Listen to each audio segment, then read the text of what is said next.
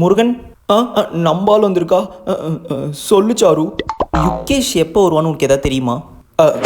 இப்போவும் அவன் தான் வேணுமா உனக்கு? எனக்கு தெரியாது சாரு. தெரியாதா?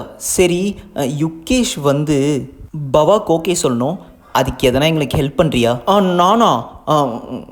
அதெல்லாம் முடியாது. முருகன் ஓகே சொல்லண்டா. அப்படியா?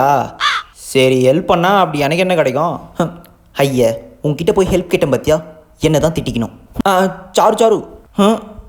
சரி சரி, ஹெல்ப் பண்ணுறேன்.